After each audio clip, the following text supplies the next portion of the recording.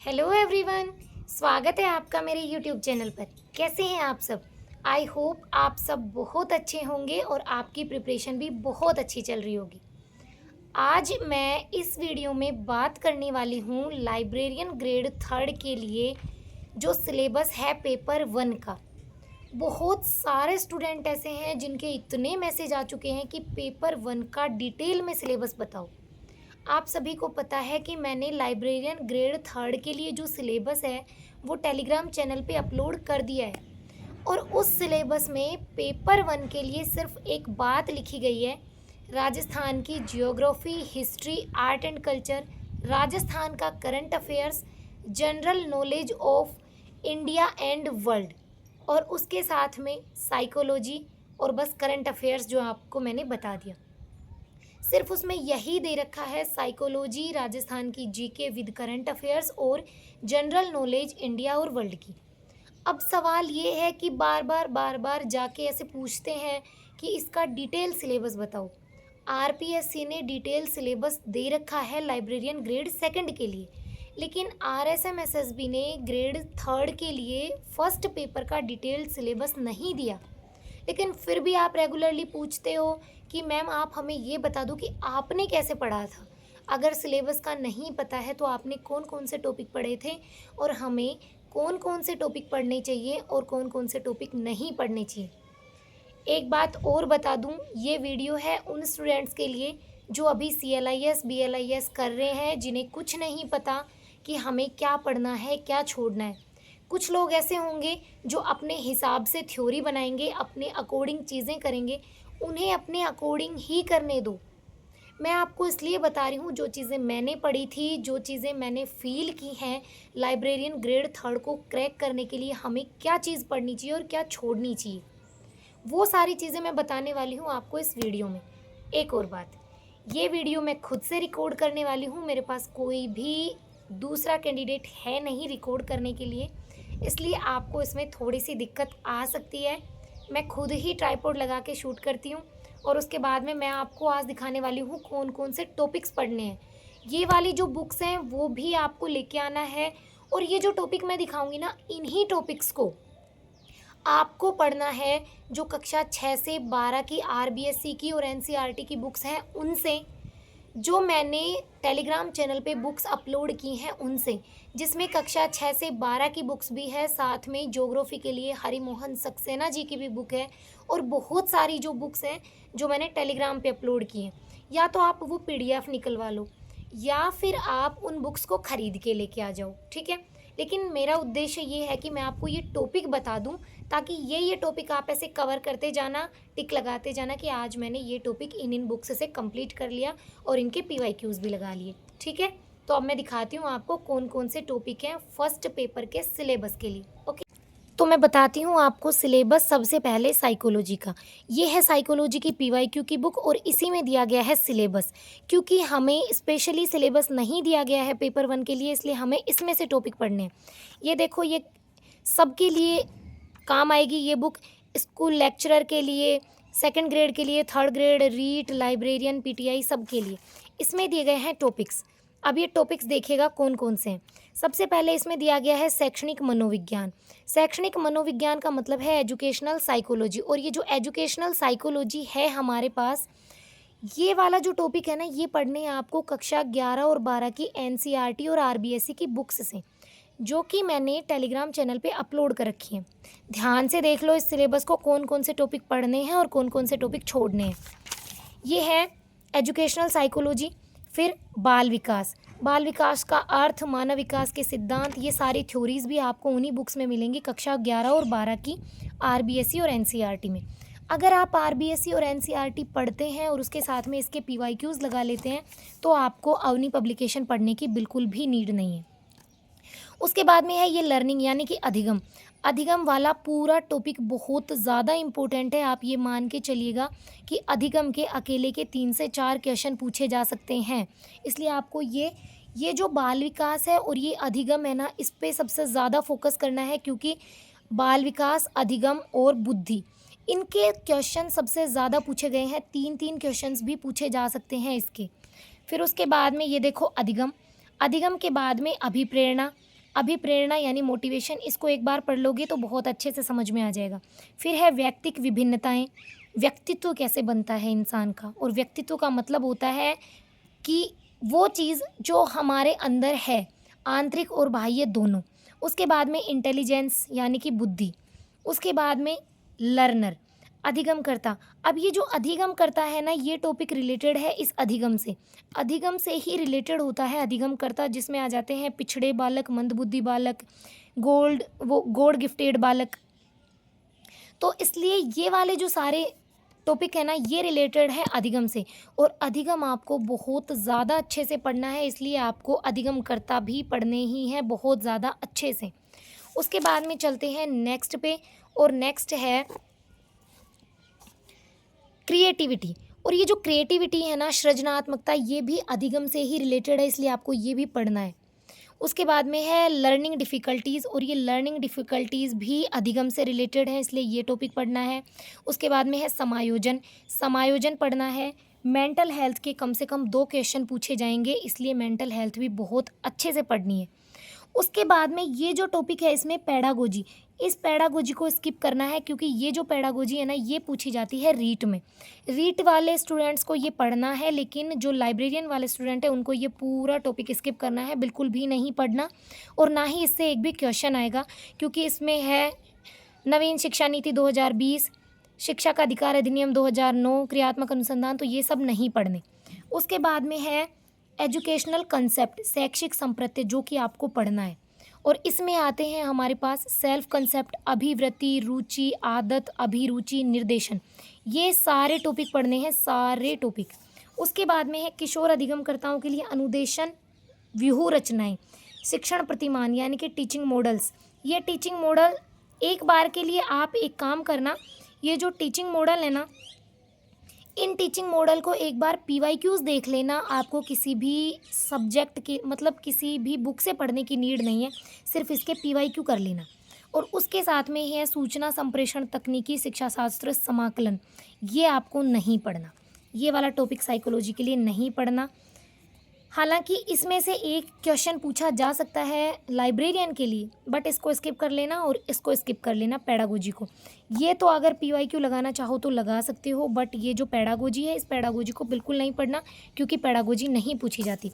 तो हमारे पास total 15 topic हैं इसमें, इस वाली बुक में 15 टॉपिक हैं। इन 15 टॉपिक में से एक आपको पेडागोजी नहीं पढ़नी, और एक आपको ये नहीं पढ़ना ICT पेडागोजी, क्योंकि ये भी पेडागोजी है, इसलिए ये पेडागोजी और ये वाली नहीं पढ़नी। रही बात टॉपिक 14 नंबर की, तो इसको आप एक बार देख लेना। ये है 304 नंबर पे, और 304 नंबर पे एक बार अपन जाके देखते हैं।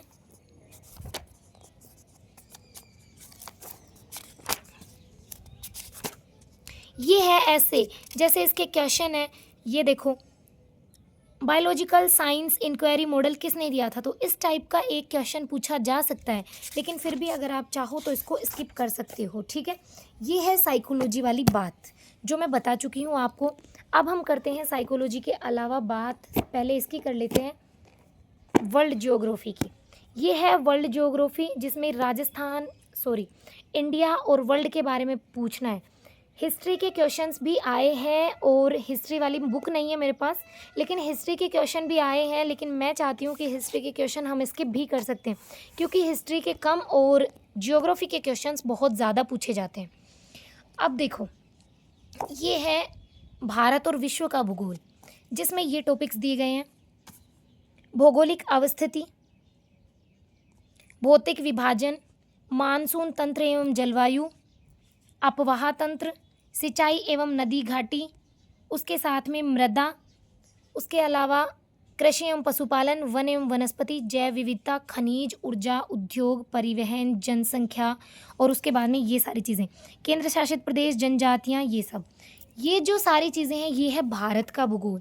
और भारत के भूगोल के सारे टॉपिक्स पढ़ने हैं। अगर आप पढ़ सकते हो तो मैंने जो बुक्स अपलोड की है ना टेलीग्राम पे, उनसे पढ़ना, कक्षा 10, 11, 12 की, NCERT की। और अगर आप नहीं पढ़ सकते उनसे, तो ये PYQ सारे लगाना, आप ये बुक देख लो, ये बुक ज़रूर लेके आनी है।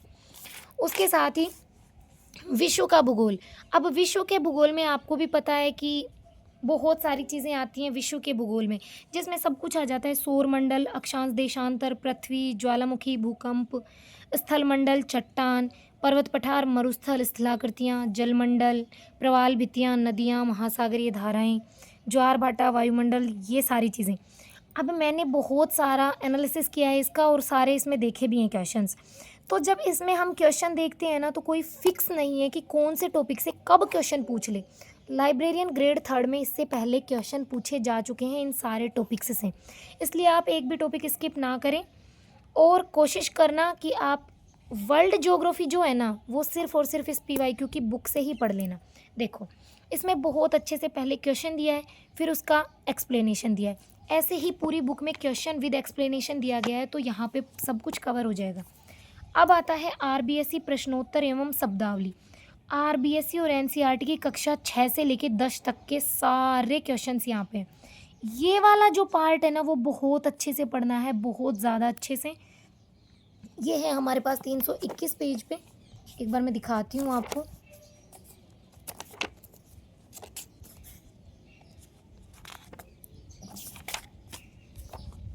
ये वाला RBSE NCERT पाठ्य पुस्तक कक्षा 6 से लेकर 10 तक के भूगोल के वस्तुनिष्ठ प्रश्न, और ये बहुत ज़्यादा इम्पोर्टेंट है क्योंकि इसमें भारत का है ना, तो ये बहुत ज़्यादा इम्पोर्टेंट है। डायरेक्टली यहाँ से क्वेश्चन पूछे जा सकते हैं, तो आपको ये वाला पार्ट बिल्कुल भी स्किप नहीं करना, पूरा पढ़ना है, ठीक है।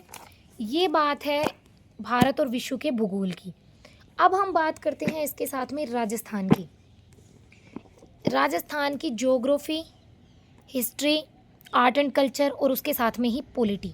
पहले मैं बात करती हूँ हिस्ट्री और आर्ट एंड कल्चर की। भाई मैं ये वीडियो खुद ही बनाती हूँ ना, इसलिए आप थोड़ा मैनेज कर लीजिएगा। अब देखो, इसमें टॉपिक है राजस्थान के इतिहास में सभ्यताएं, पुरातात्विक स्रोत, जनपद एवं प्राचीन नाम, मध्यकालीन इतिहास, राजस्व व्यवस्था, ब्रिटिश आधिपत्य, 1857 की क्रांति, राजनीतिक चेतना, स्वतंत्रता सेनानी, ये सारे। ये जो यहाँ से लेके ये टॉपिक है ना, छठे से लेके, ये तो है अभी जो मॉडर्न हिस्ट्री है उसके, ये है मिडाइवल हिस्ट्री के, और ये जो है ये है एंशियंट हिस्ट्री के। सारे टॉपिक बहुत ज़्यादा इंपॉर्टेंट है, बहुत ज़्यादा, और ये सारे टॉपिक है ना, ये आपको मिलने वाले हैं कक्षा 9 RBSE की बुक में, सारे के सारे टॉपिक। इसके लिए सिर्फ इतना इनफ है कि कक्षा 9 की RBSE की बुक पढ़नी है आपको, तो वो पढ़ना है, और उसके साथ में ये PYQs लगाने हैं बार बार। एक भी टॉपिक स्किप नहीं करना, एक भी टॉपिक। उसके बाद में आर्ट एंड कल्चर, जिसमें दुर्ग, मंदिर, मस्जिद, महल, छतरियाँ, बावड़ियाँ, चित्रकला, हस्तशिल्प, ये सारे टॉपिक, लोक संगीत, ये जो 36 तक टॉपिक दिए गए हैं, 14 से लेके और 36 तक, ये सारे जो टॉपिक हैं वो मिलने वाले हैं आपको कक्षा 10 की बुक में। और कक्षा 10 की जो बुक है वो मैंने टेलीग्राम चैनल पे अपलोड की है, वहाँ से मिलेंगे आपको। उसके साथ ही ये जो टॉपिक्स है ना, कक्षा 10 की बुक के साथ जो कक्षा 9 से लेके और कक्षा 12 तक, कक्षा 9 से कक्षा 12 तक जो राजस्थान अध्ययन की बुक है जो मैंने टेलीग्राम पे अपलोड की है, वहाँ से पढ़ना है। और उसके बाद में सिंपली PYQ करने हैं। उसके बाद में भाषा एवं बोलियाँ एवं साहित्य, ये जो 2 टॉपिक है ना, इससे आप मानो कि 4 क्वेश्चन आने ही हैं, इसलिए ये वाला टॉपिक बहुत अच्छे से पढ़ना है, और ये वाला टॉपिक भी मिल जाएगा आपको राजस्थान अध्ययन की बुक में। उसके साथ में भाषा एवं बोलियों के लिए स्पेशली कहीं ज़्यादा मत भटकना, भाषा एवं बोलियों के लिए जो उसमें है उसमें पढ़ लेना, उसके साथ में PYQ। फिर ये है general knowledge of Rajasthan. General knowledge के लिए एग्ज़ाम ट्रेंड जो 2026 में पूछे गए क्वेश्चन है ना, इसमें सारे वो क्वेश्चंस दिए गए हैं। उसके साथ में प्रतीक चिन्ह, व्यक्तित्व, और ये जिले, संस्थान, ये सारे भी पढ़ लेना। और ये बहुत ज़्यादा है, इस बुक में एक भी टॉपिक ऐसा नहीं है जो आप स्किप करो। आपको एक भी टॉपिक स्किप नहीं करना है, क्योंकि अब आचार संहिता लगने वाली है और भर्ती हो सकता है थोड़ा लेट हो जाए, इसलिए आराम से पढ़ना। एक चीज़ और दिखा देती हूँ,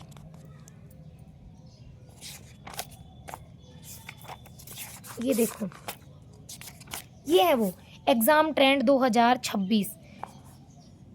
ये जो सारे क्वेश्चन है ना, मैं आपको दिखाती हूँ। ये क्वेश्चंस रीट में पूछे गए क्वेश्चंस हैं, 3rd ग्रेड L1 जो 17 जनवरी को हुआ था। ये सारे वही हैं 3rd ग्रेड L1 के, 3rd ग्रेड L2 के। बहुत बड़े बड़े क्वेश्चंस हैं और बहुत इंपॉर्टेंट क्वेश्चन है, इसलिए स्किप नहीं करने, ठीक है। ये बुक लेके आनी है आपको। उसके बाद में बात करते हैं ज्योग्राफी वाली बुक की। ये है ज्योग्राफी की बुक। इसमें टॉपिक दिए गए हैं हमारे पास, ये देखो, नाम, मेरा नाम। उसके बाद में इसमें ये टॉपिक है हमारे पास ज्योग्राफी के, ठीक है। और ये जो ज्योग्राफी के टॉपिक है ना, राजस्थान के संभाग और जिले, क्षेत्रफल, प्राकृतिक एवं भौतिक स्वरूप, पर्वत पठार, जलवायु, मृदा, अपवाह तंत्र, ये यहाँ तक के। उसके साथ ही ये टॉपिक आते हैं ज्योग्राफी में। ये सारे टॉपिक मिलेंगे आपको हरिमोहन सक्सेना वाली बुक में। और ये जो टॉपिक है ना अर्थव्यवस्था वाले, ये सारे ये आपको मिलेंगे राजस्थान अध्ययन वाली बुक्स में भी। ये जो टॉपिक है ना सरकारी नीतियाँ और जन कल्याणकारी योजनाएं, ये राजस्थान बजट 2026-27 वाले हैं और आर्थिक समीक्षा 2025-26 के अनुसार हैं। ये जो दोनों टॉपिक है ना वो आप पढ़ सकते हो सूजस से। सूजस आपको मिल जाती है, बाकी मैं पीडीएफ भी अवेलेबल करवा दूंगी उसकी, सूजस की, उसी से पढ़ने। अब हम बात करते हैं पॉलिटी की। इस भूगोल में और इकोनॉमिक्स में एक भी टॉपिक स्किप नहीं करना। ये वाले टॉपिक स्किप कर सकते हो, निर्धनता एवं बेरोजगारी, शिक्षा एवं साक्षरता, लेकिन साक्षरता के तो बहुत क्वेश्चन है, ये वाला स्किप कर सकते हैं। बट क्यों करना है, अभी वैकेंसी है नहीं, इसलिए आराम से पढ़ सकते हो आप। उसके बाद में बात करते हैं पॉलिटी की। ये जो पॉलिटी है ना, इसको आप कहीं से मत पढ़ना, इसको सिर्फ और सिर्फ PYQ लगा लेना, क्योंकि पॉलिटी हमारे सिलेबस में है नहीं, स्पेशली नहीं दिया गया। लेकिन भाई क्वेश्चन पूछे गए थे और अगर मैंने पॉलिटी पढ़ी होती तो मैं भी सेलेक्ट हो जाती। ये है पॉलिटी वाला जो पूरा का पूरा सिलेबस, ये वाला, इसको आपको यहीं से पढ़ना है PYQs करके। उसके बाद में है सामान्य ज्ञान, जिसमें अनुसंधान केंद्र दिए गए हैं। और उसके बाद में एग्ज़ाम ट्रेंड। ये एग्ज़ाम ट्रेंड 101% देखना है आपको, चाहे कुछ भी हो जाए, ठीक है। तो ये है भूगोल, अर्थव्यवस्था एवं राजव्यवस्था। उसके बाद में ये हो गया हिस्ट्री और आर्ट एंड कल्चर, ये हो गई साइकोलॉजी, और ये हो गया भारत एवं विश्व का भूगोल। इसके साथ ही ये सारी बुक्स देख लो आप आराम से। इसके साथ ही अब है राजस्थान का करंट अफेयर्स, जो आपको कहीं से भी टॉपिक्स ऐसे बार बार देखने नहीं है। आपको सिंपली एक काम करना है, और सिंपली क्या काम करना है, आपको उत्कर्ष और नानक क्लासेस से क्लासेस लेनी है, ठीक है। हाँ, तो ये है पेपर 1 का डिटेल्ड सिलेबस।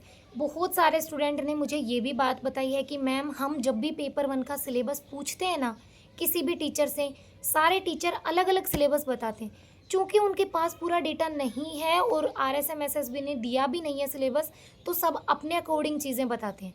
भाई मैं एज ए स्टूडेंट भी काम करती हूँ, स्टूडेंट काम क्या करूँगी, मैं एज ए स्टूडेंट हूँ ही। तो ये है लाइब्रेरियन ग्रेड 3 के पेपर 1 के लिए सिलेबस। बहुत सारे स्टूडेंट मुझे ये बात बोलते हैं कि मैम हमने बहुत सारे टीचर से पूछा पेपर 1 के लिए डिटेल्ड सिलेबस, लेकिन हर टीचर अलग अलग सिलेबस बताता है। हर टीचर अलग अलग सिलेबस इसलिए बताता है क्योंकि RSM-SSB ने दे ही नहीं रखा डेटा, सिलेबस उन्होंने दे ही नहीं रखा पेपर 1 के लिए डिटेल, तो टीचर्स बताएंगे क्या। मैं स्टूडेंट हूँ, मानती हूँ मैं एज ए टीचर काम करती हूँ, लेकिन मैं स्टूडेंट भी हूँ, इसलिए मैं जो चीज़ें आपको बता रही हूँ कि हमें कोई भी टॉपिक स्किप नहीं करना। ये वाली बुक और ये वाली बुक, ठीक है, ये इनमें जो टॉपिक्स दिए गए हैं वो टॉपिक। अब हमें ये टॉपिक पढ़ने कहाँ से हैं, तो ये टॉपिक मैंने टेलीग्राम पे सारी बुक्स अपलोड कर रखी हैं, और मैंने पीछे की वीडियोस में भी बुक बताई हैं आपको। कक्षा 6 से लेके कक्षा 12 तक की सारी बुक्स RBSC की, उसके साथ में हरिमोहन सक्सेना वाली बुक, उसके साथ में साइकोलॉजी के लिए कक्षा 11-12 की RBSC और NCERT, उसके साथ में ही वर्ल्ड और इंडिया के लिए मैंने NCERT की बुक पोस्ट कर रखी है, अपलोड कर रखी है टेलीग्राम चैनल पे, तो आप वहाँ से देख लो। आप अगर आपके पास फाइनेंशियल इशू नहीं है और आप बुक बाय कर सकते हो, तो वो जो PDF अपलोड की हुई है उसमें आप उस बुक की फ़ोटो देख लो और उसके बाद सिंपली उस बुक को बाय कर लो। लेकिन बहुत सारे ऐसे स्टूडेंट हैं जो फाइनेंशियली बहुत ज़्यादा प्रॉब्लम में है, तो वो बुक बाय नहीं कर सकते, तो वो PDF से पढ़ लेना, ठीक है। ये है पेपर 1 का डिटेल सिलेबस। अब नेक्स्ट वीडियो में हम बात करते हैं पेपर 2 के लिए। पेपर 2 के लिए मैं आपको ये बताऊंगी कि पेपर 2 में एक एक टॉपिक को कैसे समझा जाता है, ठीक है। तो हम बात करते हैं अब नेक्स्ट वीडियो में पेपर 2 के डिटेल सिलेबस के बारे में। तब तक के लिए सभी को जय श्री श्याम, राधे राधे।